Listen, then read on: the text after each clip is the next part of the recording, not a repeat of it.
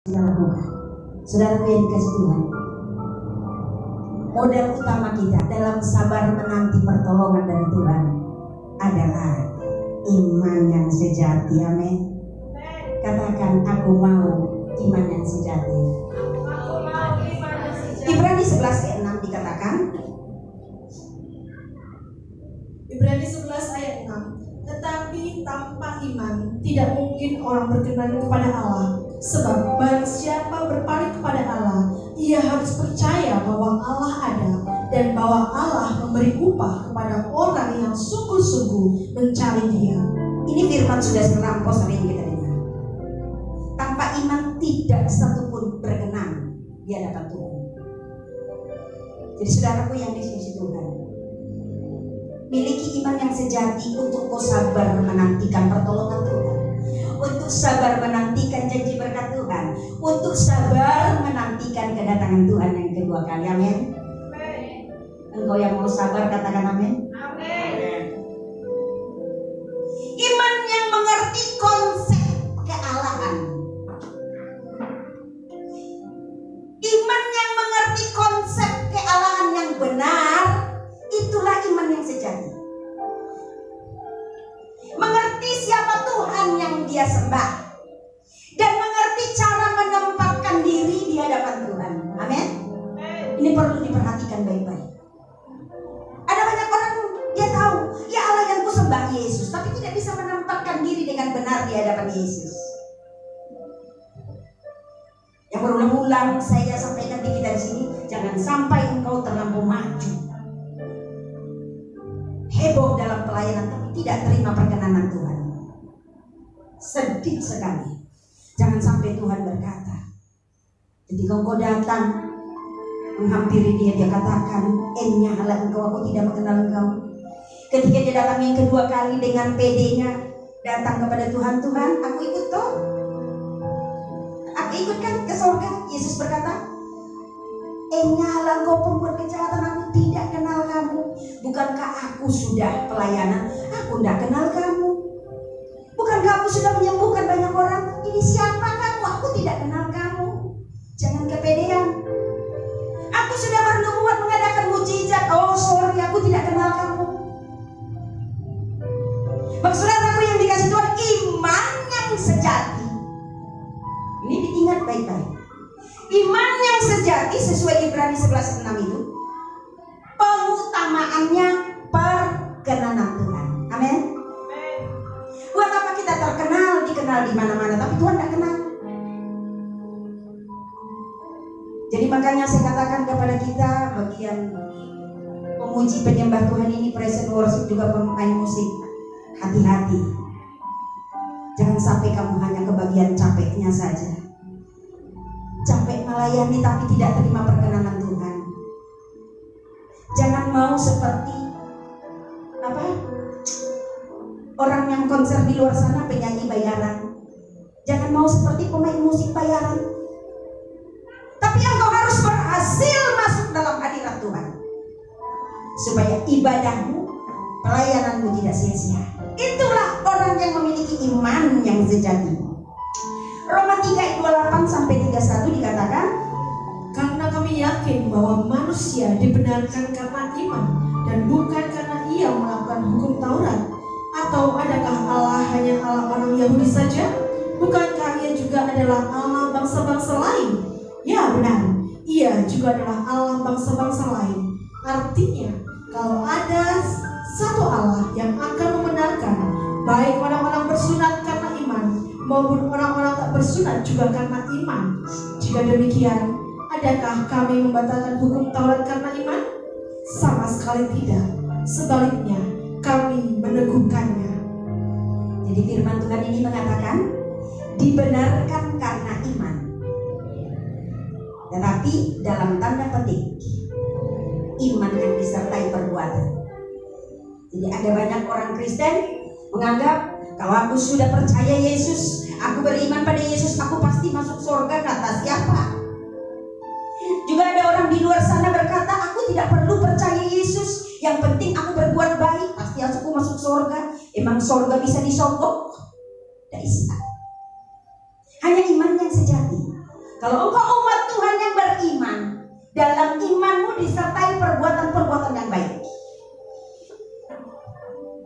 Ada banyak orang pelayanan, habis pelayanan langsung bakar uang.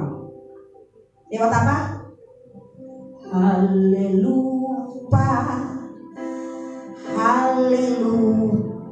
Lupa firman. Ketika di tempat ibadah dikatakan haleluya, haleluya.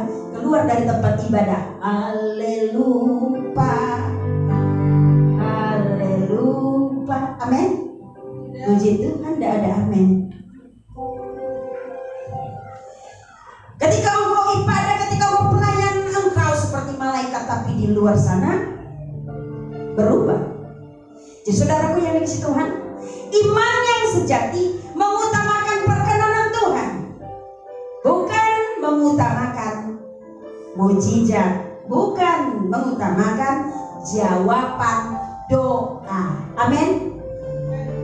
Jadi yang pertama, saudaraku yang dikasihi Tuhan, saya bagikan buat kita hari ini, iman yang sejati itu beda ya. Dalam PA pemulihan saya beda. Untuk konteks firman Tuhan ini butuh modal iman yang sejati. Iman sejati yang modelnya adalah mengutamakan perkenanan Tuhan, tidak mengutamakan yang lain. Tidak mengutamakan keberhasilan pelayanan secara kasat mata yang di mana-mana terjadi mujizat. Tidak mengutamakan jawaban doa, men. Kalau engkau mengutamakan jawaban doa ketika doamu belum dijawab, imanmu terganggu. Itu bukan iman yang sejati. Jadi iman yang sejati mengutamakan perkenanan Tuhan. Yang kedua, iman yang sejati pasti disertai perbuatan baik.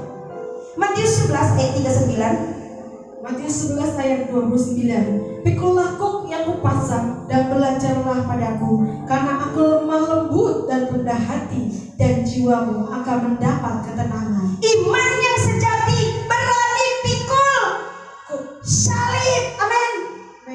Bukan iman yang instan. Iman yang menganggap semua doa pasti dijawab. Itu bukan iman. Sekali lagi saya katakan, kalau kau punya iman yang menganggap semua doa pasti Tuhan jawab sesuai keinginanmu, itu bukan iman. Iman yang palsu menginginkan hal-hal yang instan, yang ditujukan kepada Allah dalam tanda petik Allah huruf kecil, yaitu Allah yang palsu. Huruf kecil, Yesus yang palsu. Ada Yesus yang palsu? Ada. Mujizat, mujizat, mujizat, mujizat.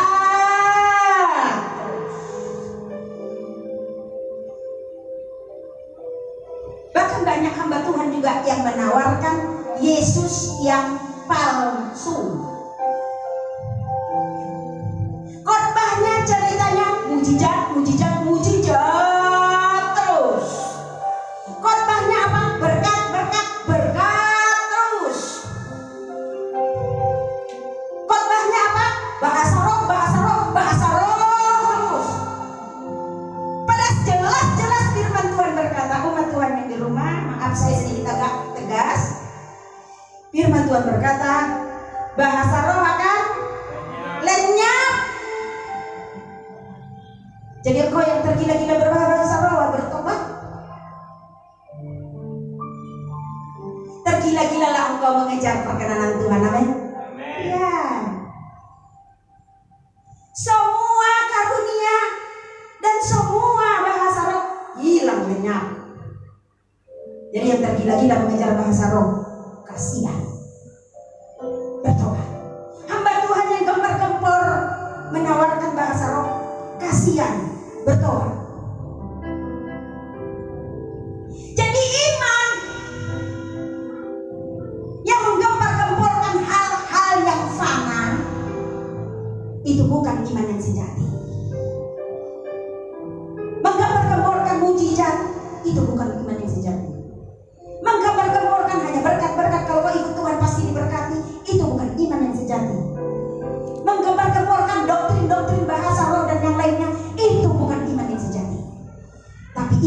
sejati berani memberitakan salib. Amin. Berani pikul salib.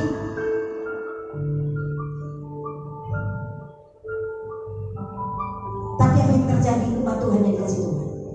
Ketika firman Tuhan disampaikan tentang salib, tentang pertobatan, banyak umat Tuhan seperti bangsa Israel muak. Yehuda muak dengan setiap nubuatan nasihat dari Yesaya.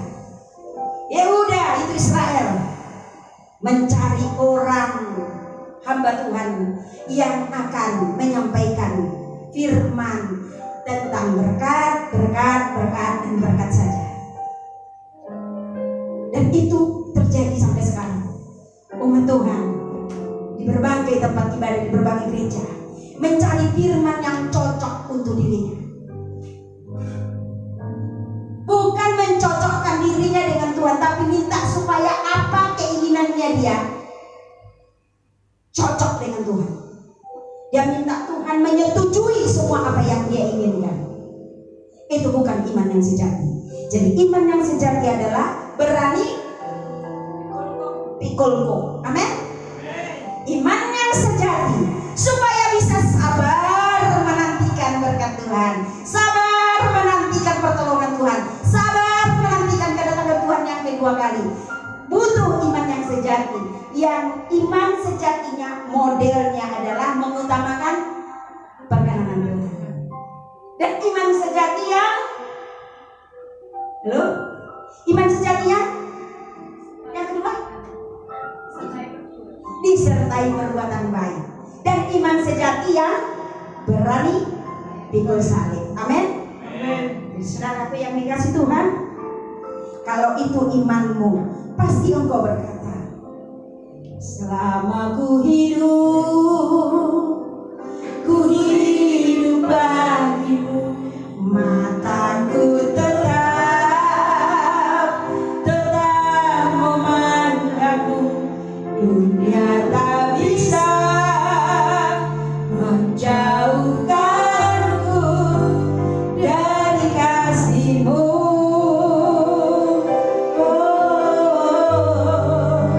Selama ku hidup bagimu, hatiku tetap menyembah-Mu. Dunia tak bisa menjauhkanku dari kasih-Mu. Amin. Itulah iman yang sejati. Apapun tidak bisa menjauhkan dia dari kasih Tuhan. Maka dia sabar menantikan janji Tuhan. Saudaraku yang di Tuhan, pada umumnya setiap manusia kalau menghadapi problem pasti mencari penyelesaian dengan putar otak. Pergi mereka-reka satu penyelesaian memakai logika manusia. Bangsa Israel juga demikian. Pada saat terjepit, terkepung oleh musuh dalam ketakutan, kepanikan, mereka berusaha menyelamatkan diri ke Mesir, mencari pertolongan dari Firaun dan mengandalkan kekuatannya. Seperti tadi dikatakan di ayat 16, bukan, kami mau naik kuda dan lari cepat, maka kamu akan lari dan lenyap. Dan katamu, kamu mau mengendarai kuda tangkas, tapi tetap Tuhan katakan, kamu akan lenyap. Artinya, kamu tidak akan berhasil mengalahkan musuh. Saudara yang dikasih Tuhan, ketika menghadapi masalah, bangsa Israel tidak sabar menantikan pertolongan Tuhan. Tetapi yang pertama mereka lakukan adalah malah mereka lari ke Mesir. Mesir dan Firaun adalah gambaran keduniawian. Tadi dikatakan di ayat 1-3, bangsa Israel pergi ke Mesir. Berbicara tentang Mesir dan Firaun, itu berbicara tentang harta, kekayaan, atau mungkin koneksi, atau mungkin orang-orang yang dianggap kuat dan mampu menolong. Mungkin tawaran dari Mesir ini ibarat tawaran dari mungkin kenalan kita, atau mungkin tawaran dari saudara kita untuk memberikan kita pertolongan. Tapi saudaraku yang dikasih Tuhan, sesuai dengan judul perikop firman Tuhan ini, bukan Mesir yang memberi pertolongan, tetapi Tuhan. Bukan koneksi yang menolong, bukan saudara yang menolong, bukan manusia yang menolong, tetapi Tuhan. Tapi bangsa Israel malah pergi minta pertolongan kepada manusia. Yang kedua, di ayat 16 itu, bangsa Israel malah mengandalkan kekuatannya dengan, dia katakan, kami akan mengendarai kuda tangkas. Dan dia katakan bahkan kami akan cepat-cepat mengendarai kuda tangkas. Ini berbicara tentang kekuatan, kepintaran, pengalaman, logika manusia. Jadi bangsa Israel mengira dengan kekuatannya, kepintarannya, pengalamannya dalam mengendarai kuda, dengan logikanya dia bisa dapat pertolongan. Bagaimana dengan kita? Kalau kita menghadapi kesulitan, apakah yang kita lakukan? Cari pertolongan kemana? Ke saudara? Halo? Cari pertolongan kepada siapa? Tuhan. Cari rentenir? Halo? Kemana? Atau kita lari kepada Tuhan? Ada 3 hal yang perlu kita ingat dalam firman ini. Ingat bahwa pertolongan hanya dari Tuhan. Jadi nantikanlah pertolongan Tuhan dengan tetap berdoa. Yang percaya katakan amin. Yang kedua, mengapa doamu belum dijawab? Jawabannya ada di firman Tuhan. Dikatakan di ayat 15, Yesaya 30 ayat 15 dikatakan, sebab beginilah firman Tuhan Allah yang Maha Kudus Allah Israel, dengan bertobat dan tinggal diam, kamu akan diselamatkan. Dalam tinggal diam, dalam tinggal tenang dan percaya terletak kekuatanmu, tetapi kamu enggan. Ya, mengapa doamu belum dijawab? Bertobat. Ya, bertobat. Kayak lagu zaman dulu, bertobatlah dan balik pada Bapa. Apakah kita sudah jauh dari Bapa? Sudah jauh dari Bapa belum? Bertobat. Cara bertobat bagaimana? Tinggal diam dan tenang serta percaya. Apa arti tinggal diam dan tenang? Tinggal diam, duduk dan tenang artinya ada 3. 1, ketika kau dengar firman Tuhan, mungkin mengenal kepada dosa kesalahanmu, katakan amin. Amin. Berarti engkau siap dikoreksi, tidak berontak, tapi diam. Iya, itu firman benar. Wah, pas banget pada dosaku. Katakan amin. Itu arti tinggal diam tenang. Yang kedua, arti tinggal diam tenang adalah kata lu dengan mulut mengaku. Akui dosamu. Itu arti tinggal diam dan tenang. Yang ketiga, arti tinggal diam tenang adalah berdoa. Perbanyak misbah doa. Itu artinya. Dan 3 hal itu adalah rumusan bertobat. Nah, kalau kau sudah lakukan itu, kamu merasa kok doaku belum dijawab. Tujuannya adalah supaya engkau mau tekun berdoa, tidak jemu-jemu berdoa. Jadi nantikanlah pertolongan Tuhan dengan tetap tekun berdoa. Berdoa terus, jalan terus doanya. Ada satu ilustrasi. Saudaraku yang dikasih Tuhan, ada seorang anak dengan bapaknya.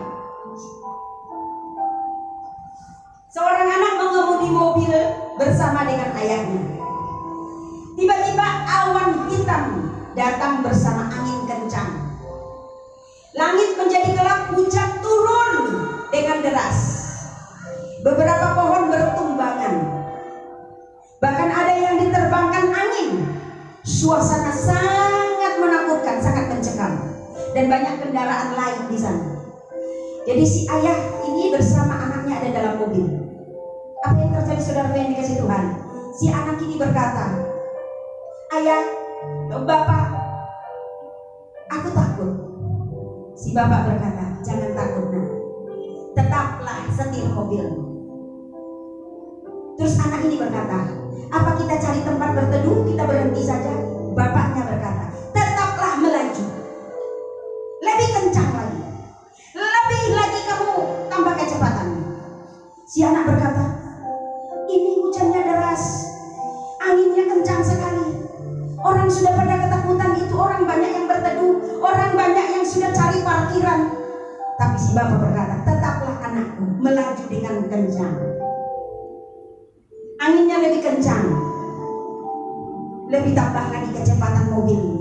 Ayo, tetap kita melaju." Walaupun si anak penuh dengan ketakutan, tetap dia melaju. Mobilnya ditambah lagi kecepatannya. Kecepatan tertinggi berapa mobil? Pengalaman Anda yang menyetir berapa? 120 dah kecepat? Mungkin seperti dunia, lebih cepat lagi melaju mobilnya. Apa yang terjadi, saudaraku yang dikasihi Tuhan? Setelah beberapa kilometer, sang ayah dan anak sampai di suatu tempat yang sudah kering, alias tidak ada hujan, tidak ada angin kencang. Sang bapak berkata kepada anak, "Anakku, mari kita turun dari mobil." Ketika mereka turun dari mobil, mereka menatap ke belakang. Di belakang sana, apa yang terjadi di belakang? Badai masih tetap berjalan. Angin tetap kencang, hujan tetap deras. Sang anak berkata kepada bapak, "Bapak, seandainya aku tidak mengikuti saranmu, kita akan mati di tengah badai." Setelah dia lihat, wow, kami sudah melewati badai. Katakan, badai pasti berlalu. Amin. Sama-sama katakan, badai pasti berlalu. Engkau tidak bisa merasakan badai berlalu kalau kau ada tetap di tempat. Tapi kau harus berjalan terus, berjalan dalam iman, doa dan iman. Amin. Lebih kencang lagi doanya, lebih seru lagi doanya, lebih tekun lagi doanya. Badai pasti berlalu. Jadi saudaraku dikasih Tuhan, jangan pernah berhenti di tengah badai. Amin. Karena akan terjebak dalam ketidakpastian. Orang-orang yang di belakang yang berhenti di tengah badai, ada kepastiannya badai berlalu? Tidak ada. Tapi kalau kita berjalan, kita melewati badai. Badai ada di belakang, kita sudah jauh di depan. Amin. Jangan tenggelam dalam keadaan yang menakutkan, karena badai itu tidak menakutkan. Karena Tuhan berkata, masalahmu biasa, tapi Yesus luar biasa. Jangan berhenti di tengah badai, tetaplah terus berjalan, tetaplah tekun berdoa. Jadi saudaraku yang dikasih Tuhan, ingat 3 hal. Pertolongan hanya dari Tuhan. Yang kedua, ingat kalau doamu belum dijawab, berarti karena engkau masih kurang tekun berdoa. Amin. Tetaplah tekun berdoa. Yang ketiga, mengapa Tuhan sepertinya menunda-nunda pertolongan? Mengapa Tuhan sepertinya menunda-nunda janji berkatnya? Karena apa? Karena apa? Waktunya belum tepat. Amin. Karena Tuhan akan buat. Pengkhotbah 3 ayat 11. Pengkhotbah 3 ayat 11. Ia membuat segala sesuatu indah pada waktunya, bahkan ia memberikan kekekalan dalam hati mereka. Tetapi manusia tidak dapat menyelami pekerjaan yang dilakukan dari awal sampai akhir. Kenapa tidak sabar menanti? Karena tidak bisa menyelami isi hati Tuhan. Mulai sekarang katakan, lewat firman ini Tuhan, aku sudah menyelami isi hatimu. Katakan, aku sudah tahu rencanamu indah. Sama-sama katakan, 1, 2, 3. Aku sudah tahu rencanamu indah. Amin.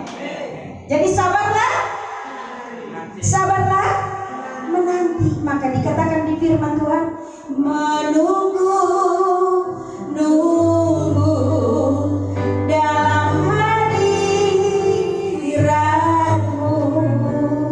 Ku menunggu penggenapan janjimu. Ku yakin janjimu. Ku yakin firman-Mu, Yesusku. Ku terima janjimu. Ku yakin apa? Indah pada waktunya. Di mana kita menunggu? Hadirat Tuhan. Di hadirat Tuhan. Jangan pernah keluar dari hadirat Tuhan. Amin. Jangan seperti bangsa Israel pergi ke Mesir cari pertolongan. Tetaplah engkau ada di dalam kerajaan Tuhan, di dalam hadirat Tuhan. Ketahuilah bahwa pertolongan hanya dari Tuhan. Kalau doamu belum dijawab, berarti Tuhan mau engkau lebih tekun